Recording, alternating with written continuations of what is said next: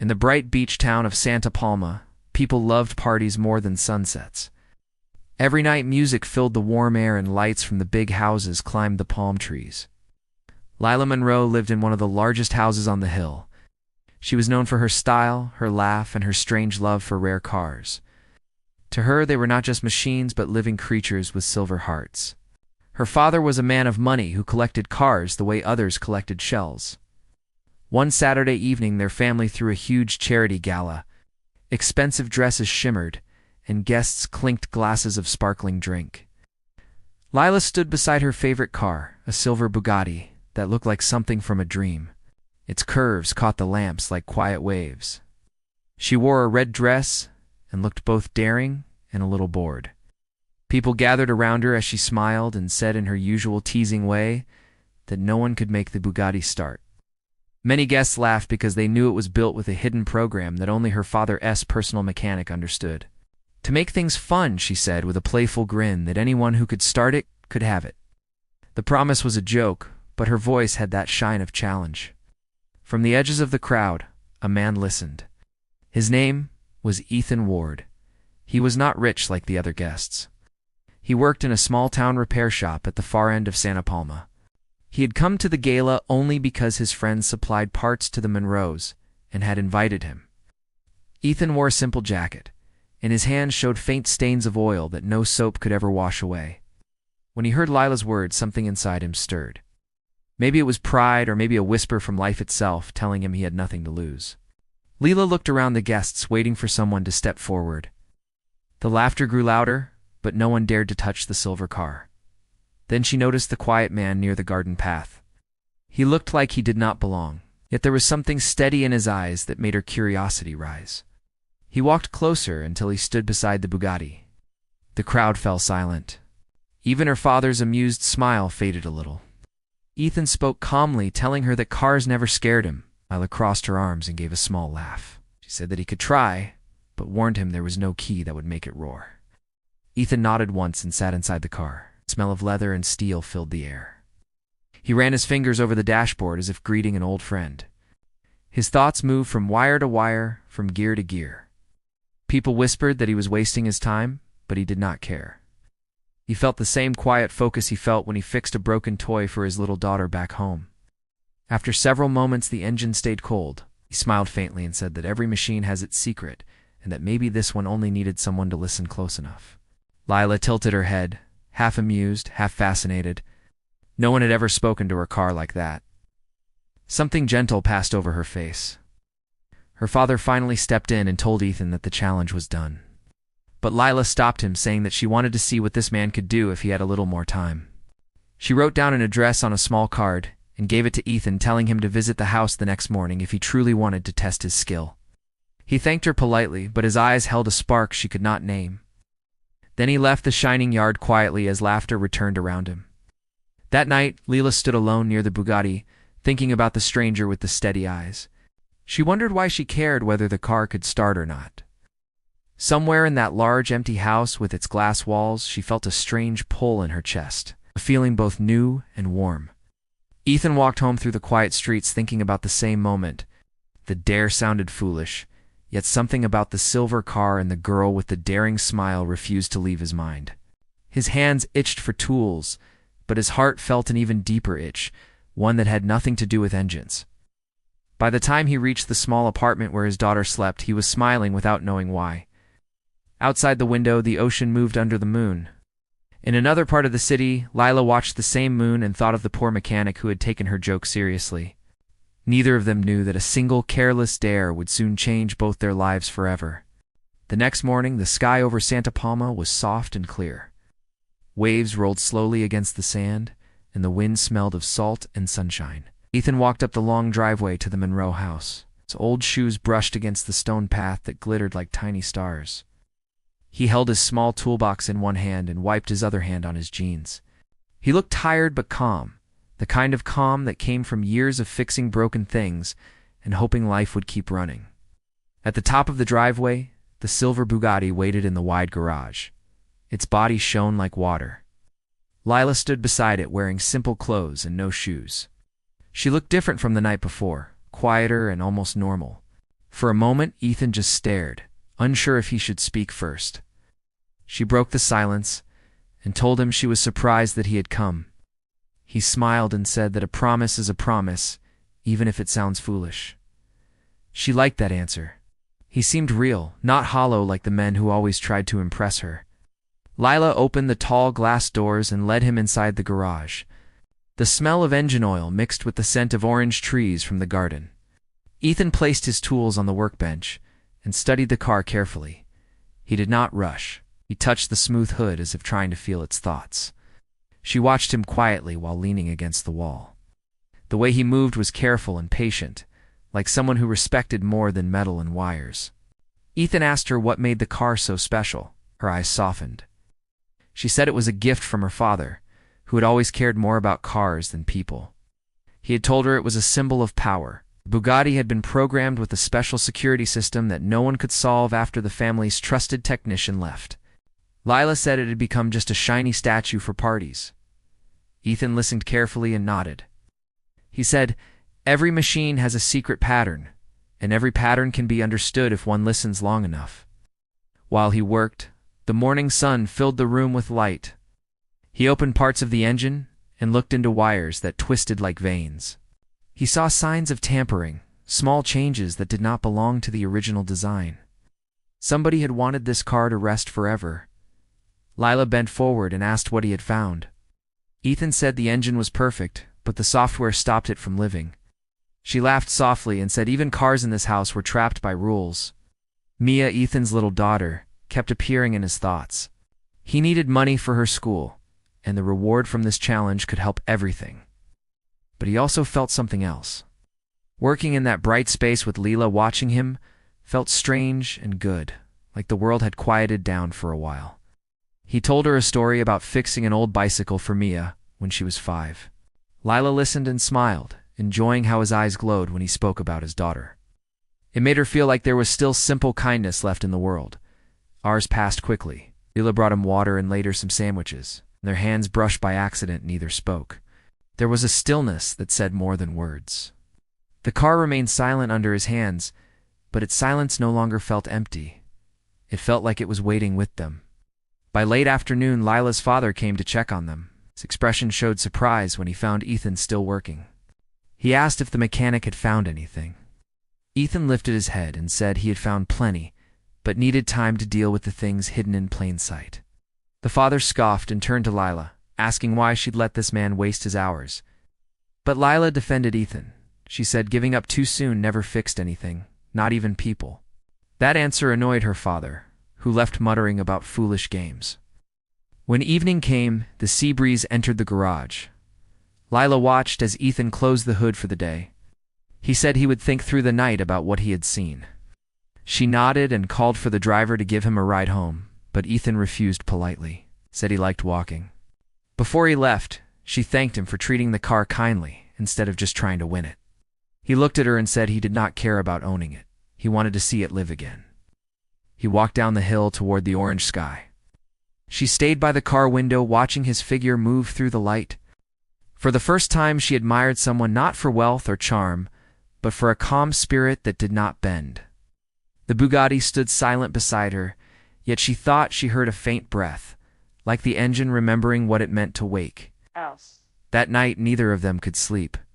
She kept thinking of his quiet smile, and he kept thinking of her curious eyes. Both felt that something had started, not inside the car, but inside their hearts. Ethan woke early the next morning before the sun reached the rooftops. His small apartment was still dark and quiet. Mia was sitting at the table drawing flowers with colored pencils. She looked up and smiled when she saw her father getting ready for work. He kissed the top of her head and promised to bring home some sweet bread later. She asked if he would fix the fancy car today. He said he would try his best because that was what people were supposed to do every day, try their best. When Ethan reached the Monroe house, the gate opened without him needing to knock. The guard already knew his face from the day before. Lila was waiting in the driveway wearing a white shirt and jeans. She looked happier than she had in a long time. The morning sun touched her hair and made it shine. She greeted him with a small smile and said she hoped he had eaten breakfast. He said he had coffee on the way and was ready to work. They entered the garage together. The Bugatti stood there like a sleeping beast. Ethan opened his toolbox and began to work carefully once again. Leela watched him in silence for a while, then asked if it would bother him to have company. He said he was used to company because in his small workshop back home, Mia always sat by his side while he worked. Lila asked about Mia, and Ethan told her stories of his daughter, how she loved to help, even though she often put the bolts in the wrong places. Lila laughed softly and said she wanted to meet her someday. Ethan smiled, but did not answer right away. He was thinking of how rare it was to talk this freely with someone from a world so different from his own, yet Lila did not act proud. She asked questions that showed care. She even helped hand him tools. Her hands that were used to soft things now touched steel and grease. Ethan felt a quiet pride watching her do it without fear of getting her hands dirty. As the hours passed, he found a strange code inside the car's control system. It looked like a riddle, something placed there deliberately to stop the engine from waking. He told her this, and she frowned. She said her father had fired his old mechanic last year after some argument about loyalty. Maybe the man had wanted revenge. Ethan said that could be true because what he found looked like a deliberate lock. He explained in simple words how each car had a heartbeat made of patterns, and this lock had interrupted the rhythm. Leela listened with growing wonder. She had spent her life around people who only talked about power and money. Listening to someone talk about patterns and heartbeats inside a car made her feel life could be larger than she used to think. She asked him why he loved fixing broken things. Said because broken things have stories, and he liked hearing them. During midday, they took a break. Isla brought a basket with food her cook had made. They sat outside on the grass under a tall tree. She asked if he had always been a mechanic. Told her he had once wanted to study engineering but dropped out of college when Mia was born. His wife had fallen sick soon after. He spoke gently without bitterness. Lila felt her chest tighten at his words. For the first time she saw that behind his calm eyes was a life filled with both loss and strength. When they returned to the garage, Ethan started testing the wires again. He was quiet and focused. Leela stood nearby, holding a lamp for him as the light faded. At one point, electricity sparked and she flinched but laughed afterward. He looked up to check she was fine, and their eyes stayed on each other for longer than either expected. In that moment, Leela felt something small shift inside her like a door opening. As night came, he closed the hood again, said he was getting closer. The code made sense now, but he needed to find the missing signal that would complete it. Lila thanked him and walked him out to the gate. The sky was purple, and the first stars had begun to appear. She told him she believed he would succeed because he listened to the car with patience. Ethan said patience is what makes impossible things turn possible. She liked that and watched him walk down the road until he disappeared. Inside the house, her father asked why she let the man keep working there. She said because she trusted him. Her father shook his head and warned her not to forget the difference between their worlds. Leela went to her room without replying. She stood by the window watching the moon rise over the ocean. In his small apartment, Ethan checked on Mia, who had fallen asleep holding her drawing book. He sat beside her bed and whispered about the car that still refused to start and the woman who watched with bright eyes. He did not know why he felt lighter than before. Something inside him had begun to change, just as something inside that silent engine was waiting to awaken. Days passed like calm waves. Ethan kept coming to the Monroe house each morning with his small toolbox and a mind full of quiet hope. The silver Bugatti sat waiting as if it too had started to believe in him. Lila spent more time in the garage than in any of her fancy rooms. Her father complained that dust from the tools would ruin the floor, but she did not care. For the first time, she felt her life had meaning beyond parties and polite smiles. Ethan's hands moved with confidence. His voice carried a soft steadiness that comforted her. Yet rumors began to spread through town.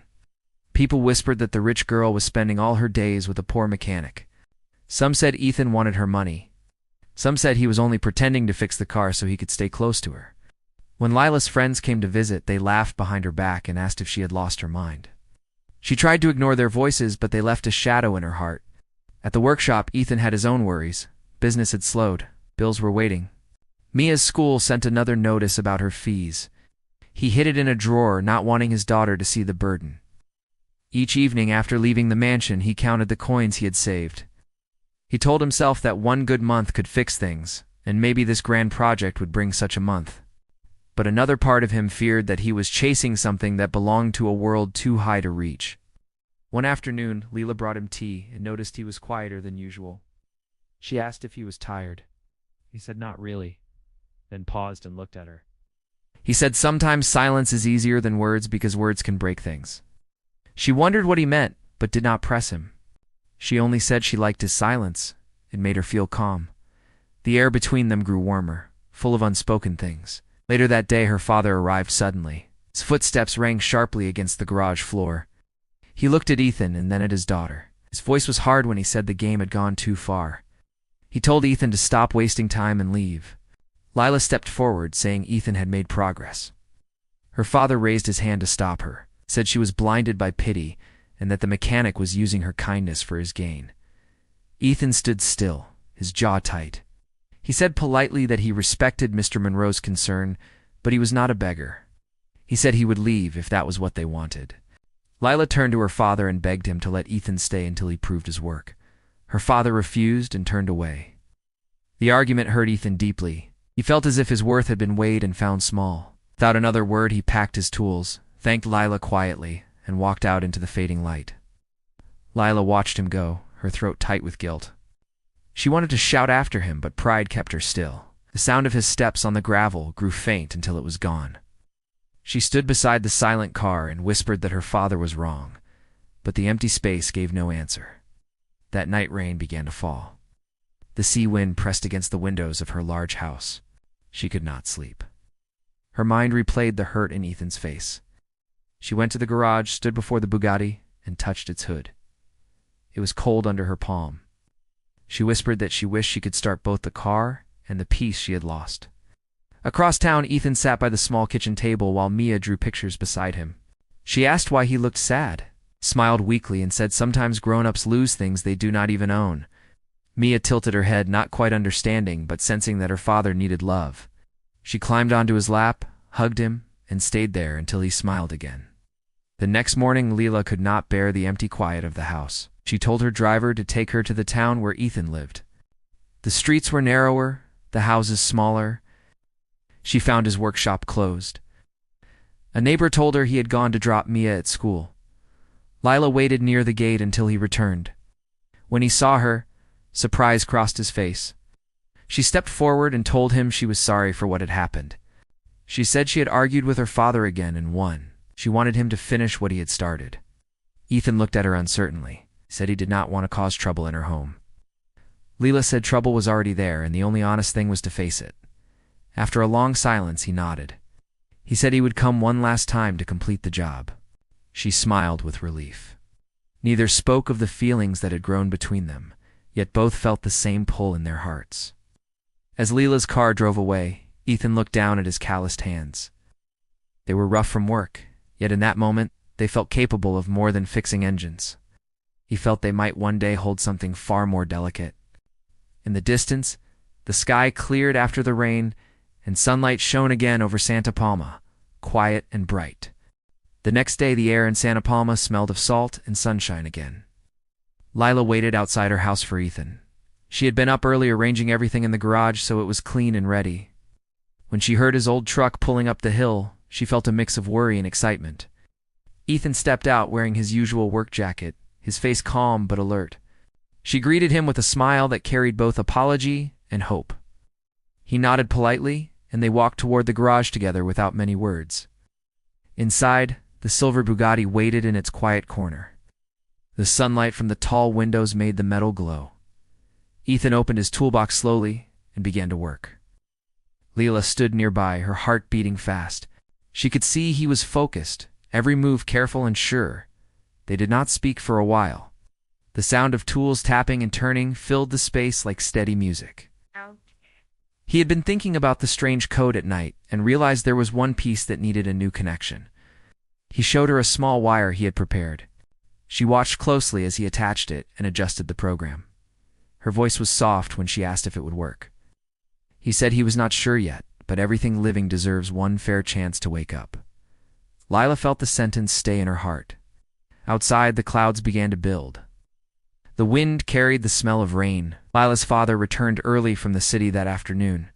He saw the lights in the garage and walked in with a disappointed look. He asked why the mechanic was back. Lila answered firmly that she had invited Ethan. Her father's face hardened. He told her she was wasting her life on a joke. Ethan straightened up and said the job was almost done, promised this would be his last day and that he would leave after testing the car. Mr. Monroe crossed his arms and told him to hurry. Ethan took a slow breath and turned the key in the ignition once more. The Bugatti remained silent. A bolt of thunder rolled in the distance. Lila closed her eyes. Ethan did not look away from the dashboard. He felt something inside telling him not to give up. He opened the engine again, checked the wires, and whispered to himself that nothing worth doing ever worked on the first try. He turned the key again. At first there was only the sound of rain tapping on the roof. Then a faint hum rose from under the hood, grew louder, deeper, until it filled the whole garage. The Bugatti came to life with a strong roar that shook the air. The headlights lit up like gold against the gray light. Lila gasped and took a step back. Her father stood frozen, disbelief spreading across his face. Ethan smiled quietly, a gentle smile of relief. Lila laughed, like a child seeing magic for the first time. The rain outside fell harder, yet the moment felt warm and bright. She ran to Ethan and hugged him before she could think. For a second, he forgot to breathe. When she stepped back, her eyes were shining. She said he had done the impossible. He said no. He had only listened until the car wanted to speak again. Her father cleared his throat, trying to hide that he was impressed. He admitted the mechanic deserved respect for his skill. Then he reminded them of Lila's words during the gala, and said she had promised the car to whoever could start it. Lila turned to Ethan and told him the car was his if he wanted it. Ethan shook his head. He said he could not take something so expensive. He said what he really wanted was to fix lives, not collect cars. That answer surprised both Lila and her father. She told him he could at least take a reward for his work. He smiled and said maybe she could help him instead. When she asked how, he said he wanted to start a small learning workshop in town for young people who had no path. He said teaching them would be worth more than any car. Lila looked at her father and said she believed it was a good idea. For the first time, her father paused long enough to listen. Something in Ethan's modest tone softened him. He agreed to fund a workshop under one condition, that Ethan would run it proudly and keep its name clean. Ethan promised he would. That night, Lila stood alone in the garage after everyone left. The engine of the Bugatti was still warm. She placed her hand on the hood and smiled. She felt that what had started as a dare had become something far greater. Somewhere in the city, Ethan walked home in the rain, the water sliding down his jacket, his heart lighter than it had been in years. He looked up at the sky and thanked the storm for arriving exactly when it was needed, just loud enough to hide the sound of a human heart waking up again.